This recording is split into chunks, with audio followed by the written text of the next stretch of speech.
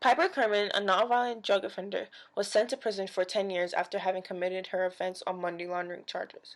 While in prison, Piper had a life-changing experience that changed her views on the American criminal justice system. Piper realized that prison was not just filled with angry, violent women.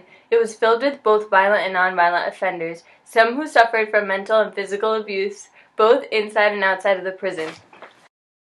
In prison, women are denied menstrual products, and pregnant women are also denied or sometimes short of nutritional supplements because of lack of funding to the healthcare system. While some prisons supply menstrual products such as pads and tampons, they are typically of poor quality and doled out in limited numbers. If a woman needs more than what's been given to her, she might be able to buy products from the commissary, if she can afford it. Imagine the frustration and tension that would add to a confined living area. Pregnant, incarcerated women are also given the short end of the stick. These women are treated just like any non-pregnant women in prison. However, because they are pregnant in prison, treatment feels much worse. Their pregnancies are often considered high-risk events complicated by drug and alcohol abuse, smoking, and sexually transmitted infection.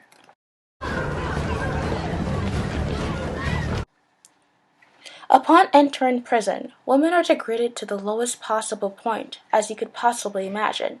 They are forced to give up any little ounce of privacy they had in the world.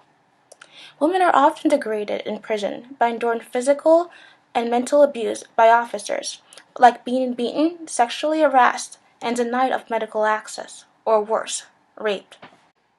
However, the sexual assault by officers is not all these women have to suffer. They are forced to live in unclean situations, which Piper Kerman portrayed in the show Orange is the New Black as a consultant to the show.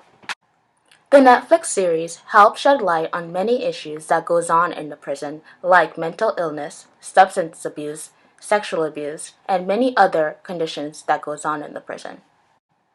According to Article 5 of the Universal Declaration of Human Rights, the degrading treatment these women suffer are not allowed. The word private implies a better personal experience. Therefore, one can only imply that private prisons are greater than federal or state prisons. However, the truth is the quite opposite. Sexual abuse is prevalent in private prisons. Essentially, they are treated as less than human. Private prisons are ranked higher in overall quality. However, since then, the quality of life in prisons has decreased and more problems have emerged. Although private prisons can generate more funds for the U.S., it can lead to a mass incarceration to create more funds. There has been measures taken to avoid placing more women in prison, like releasing nonviolent women who have committed misdemeanor crimes. This will decrease the overpopulation in prisons.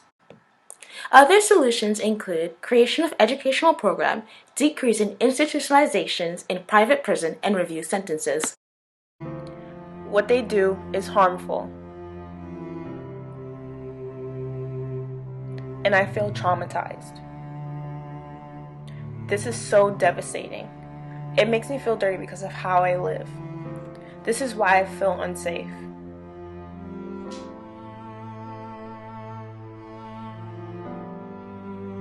I am sometimes heartbroken. I am. I am. I am. I am. For prison reform.